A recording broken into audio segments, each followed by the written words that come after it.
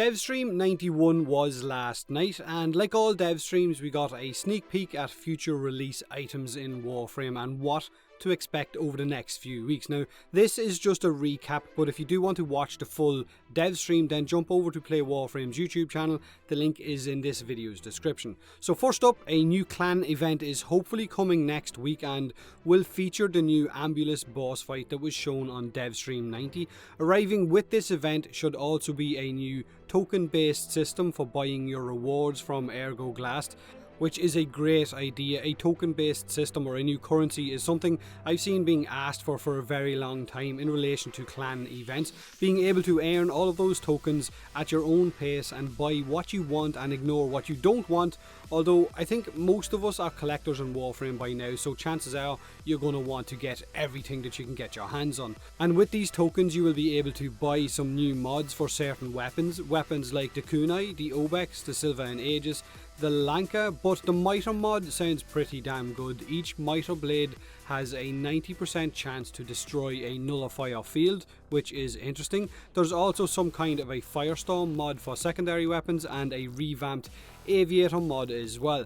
The final reward for this event will be a brand new Vandal weapon that we know nothing about yet, or maybe we do. Maybe it's the Supra Vandal. There have been rumours about it, but who knows, maybe it's a total different weapon. We won't know until next week. Which means with this clan event on the horizon, once it starts, you will be locked into your clan roster and won't be able to join a more active clan. So maybe act now if you think it may be too hard for you to compete in an inactive clan and get any rewards you want. If you're in my clan, then prepare to pull your finger out and get some work done. Even if we are a bunch of lazy casuals, I still want to get that statue. Our new priest Warframe was shown again, and this time we were told what his name is going to be. He's going to be called Harrow, which is a pretty dark name. I like it. Suffragan was the placeholder name that was found out in that data mine a while ago, but like always, it was a placeholder, so it was always going to be changed. But Harrow is a damn nice name. I really like it. And while they were showing him off on the screen, we also got to see the stats in the bottom right corner, which you can see now, but I'm not sure if that was modded or unmodded. 425 energy seems like a lot of energy for it to be an unmodded amount, but maybe it is. Visually he looks pretty damn good. Again, I'm seeing an Egyptian style priest when I look at him. If you've watched the dev stream and as you're looking at him now, what do you think of his visuals? Do you like them or do you not like them? Also, if you're interested in his quest or the origins of it, then there will be a webcomic similar to what Octavia had before she was released, and it will be shown up soon.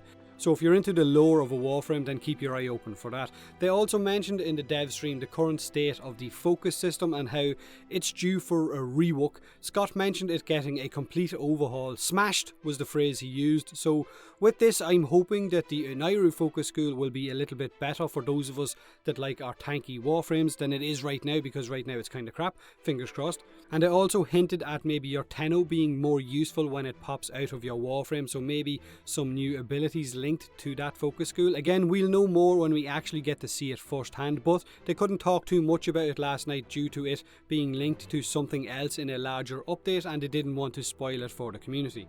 Next up, we got to see a work in progress Corpus pump action shotgun. Now this is a different shotgun than the Tenno pump action shotgun that we've seen a very long time ago in a previous dev stream, but it does look badass and honestly I want it now. A pump action shotgun is something I've wanted for a very long time in Warframe, and the fact that we haven't even got that Tenno one yet kind of makes me sad. Rebecca also showed us what some of the clan kingpin enemies will look like, and Scott mentioned that the weapons they carry might determine what their weaker minions or weaker foot soldiers will also carry in those missions. And the dude with the Tsar looks pretty evil, and having smaller enemies running around also with a Tsar might be a good bit of mayhem. It might be a lot of fun. They also showcased the stance moveset for the new Fan Blade melee weapon that we've seen a glimpse of in a previous dev stream.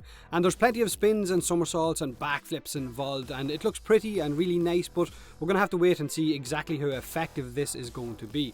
They showcased a new board type of enemy, a vulture. Well, it looks like a vulture anyway, and they hinted that there's more to this enemy type than we know and that more will be revealed at TennoCon, so again, keep your eyes open for that.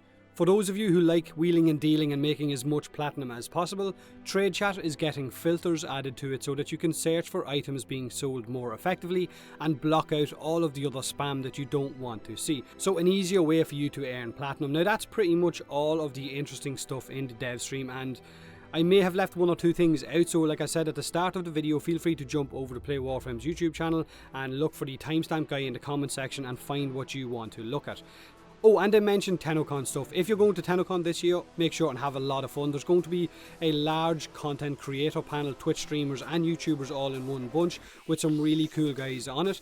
Hydroxid's going to be on it, you know, the fashion frame YouTuber who has the Irish accent that's not quite as good as mine. Yeah, that guy's there. Frozen Balls will also be on it, so expect whiskey of some kind. I think Daniel the Demon. There's going to be plenty of really cool guys on there. Xenogellion and Lars as well. I won't be there this year. I won't be at TennoCon because my selfish friend decided to pick that day of all days to get married. Such a dick.